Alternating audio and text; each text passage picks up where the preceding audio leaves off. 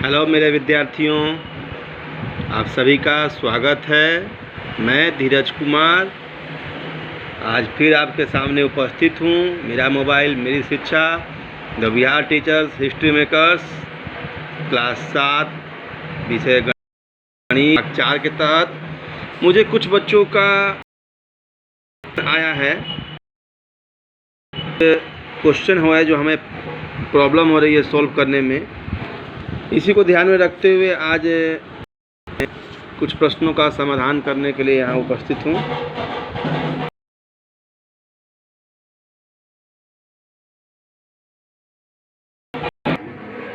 जैसा कि एक क्वेश्चन 12 है, अध्याय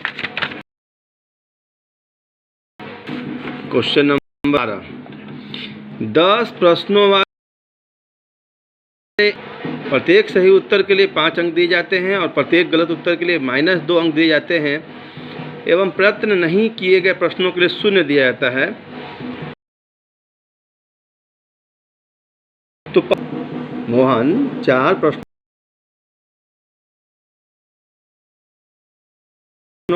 प्रश्नों का उत्तर देता है, उसके द्वारा प्राप्त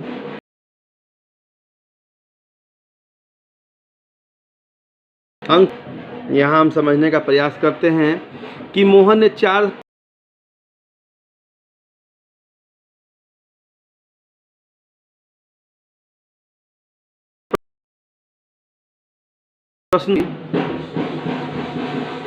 प्रश्नों का प्राप्तांक। तो जैसा कि हम यहाँ देख रहे हैं कि सही के लिए कितने अंक मिल रहे हैं, 5। मोहन ने सही बनाए हैं तो 4, यानी कि जो हमारा प्राप्तांक होगा वो 4 × 5 यानी कि 20। सही प्रश्नों का प्राप्तांक जो है 20 है। अब सवाल में दिया हुआ है कि 6 प्रश्नों का गलत उत्तर दिया, यानी 6 गलत प्रश्नों पर प्राप्तांक, यानी गलत प्रश्न 6 है और हर गलत प्रश्न पे जाते हैं, यानी 6 × -2 यानी कि माइनस। इस तरह से अंक कुल कितने प्राप्तांक हैं? प्राप्तांक बराबर 12 यानी कि 8।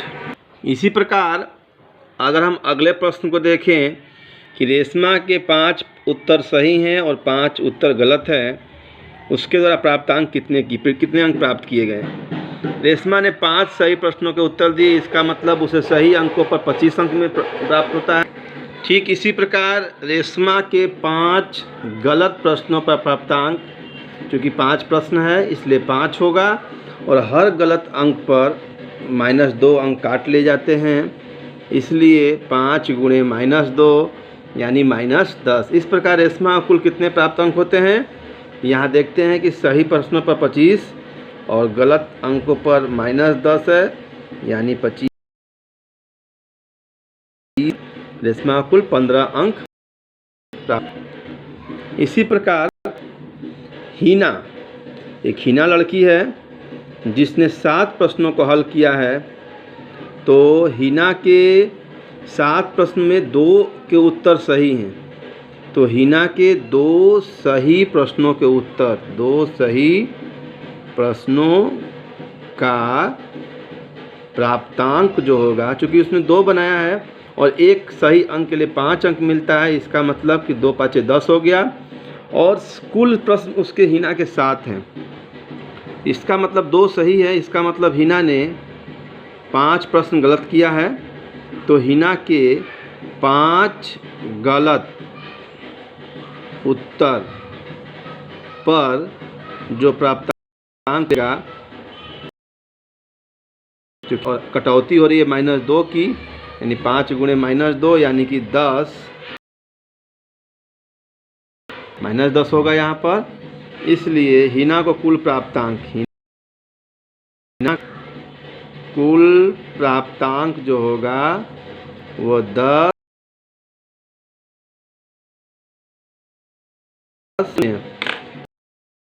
से ये सवाल जो है वो पूरा बन रहा है। यानी कि हीरा ने 4 प्रश्नों के सही उत्तर दिए और एक सही पर 5 अंक मिलता है, इसलिए 4 5 20 है।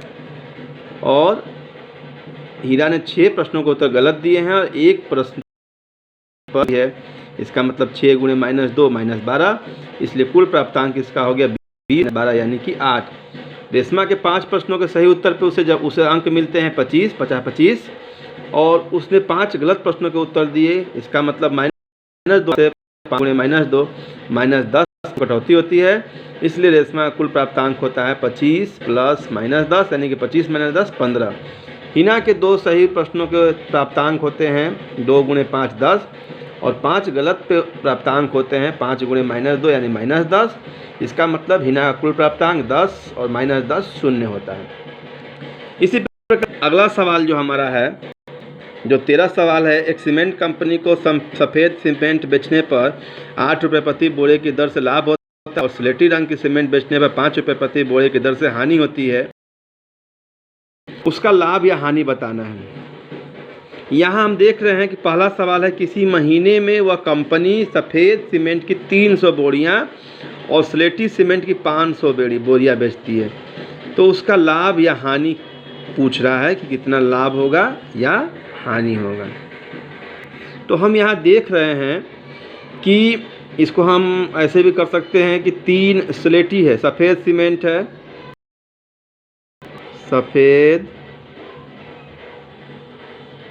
सीमेंट, तो हम देखते हैं कि सफ़ेद सीमेंट की बोरियों पर जो लाभ हो रहा है उसको, चूँकि एक बोरा पर लिख रहा हुआ है कि 8 रुपये प्रति बोरी की लाभ होता है, यानी कि सीमेंट की 4 गुणे 8 यानी कि 24,000 रुपये का उसे लाभ होता है। अब हम देखते हैं कि स्लेटी रंग के सीमेंट जो है, स्लेटी रंग का सीमेंट है वो 5 रुपये होने की स्थिति में हम देख रहे हैं कि यहाँ पर जो है 5,000 बोरियाँ हैं और हानि हो रहा है 5 रुपये के हिसाब से, यानी कि स्लेटी सीमेंट की 5,000 बोरियों पर हानि जो है 5,000 गुणे -5 -25,000 रुपये। इस प्रकार हम देख रहे हैं कि उसे कुल लाभ 24,000 रुपये है और हानि जो है, इसका मतलब उसे अतः स्पष्ट है कि अगर हम दोनों का अंतर निकालते हैं तो अंतर यानी दोनों सीमेंट को बेच, एक का लाभ और हानि जो है उसका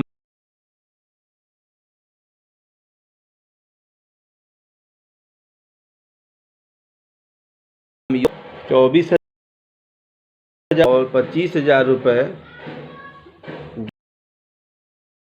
जो -1,000 की हानि हुई।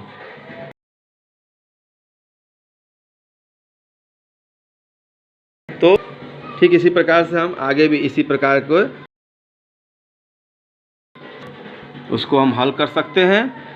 तो विद्यार्थियों, ऐसे ही आप लोग घर पे रहिए, पढ़ते रहिए और आपको जो भी समस्या हो हमें बता दें।